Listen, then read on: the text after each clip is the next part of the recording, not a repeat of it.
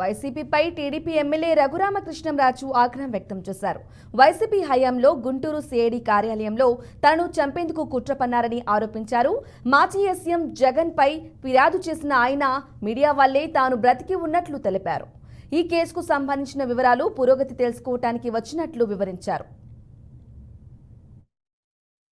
గతంలో సిఐడి చీఫ్గా ఉన్న పివి సునీల్ కుమార్, సీతారామాంజనేయులు, జగన్మోహన్ రెడ్డి, విజయ్ పాల్, ప్రభావతి అనే 5 పేరు మీద నా కస్టడీలో ఇదే గుంటూరులో ఇక్కడికి కోతవేడు దూరంలో దారుణంగా ఏదైతే హింసించారో అప్పుడు మీలో కూడా చాలామంది నేను కోర్టుకు వచ్చిన వెంటనే నా గాయాలన్నీ కూడా చూసి ఒక రకంగా మీ ఫోటోల వల్లనే నేను బెయిల్ దక్కించుకోగలిగా, లేదంటే అప్పుడే జైల్లో ముందు రోజే పోవాలి బతికాం, ఆ తర్వాత జైల్లో అయినా లాగేసేవారు. ఈలోపు మీ ఫోటోల వలన అప్పుడు బ్రతికిపోయా.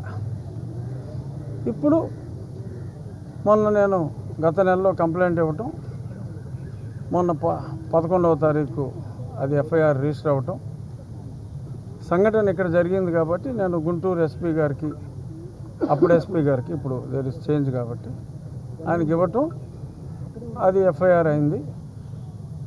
ఆ సందర్భంగా నేను నా దగ్గర ఉన్న ఇన్ఫర్మేషను టు సబ్స్టాన్షియేట్, అంటే నేను ఏదైతే కుట్ర అని చెప్పానో 120B నేరపూరిత కుట్ర చేశారని చెప్పానో దానికి సంబంధించిన ఇన్ఫర్మేషను సో నేను ఎస్పీ గారికి ఇవ్వటం కోసం ఇక్కడికి రావటం జరిగింది.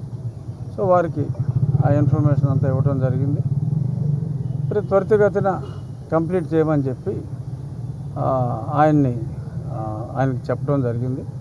సో డెఫినెట్గా ఎటువంటి డిలే లేకుండా ఈ shoot that investigation will be taken up.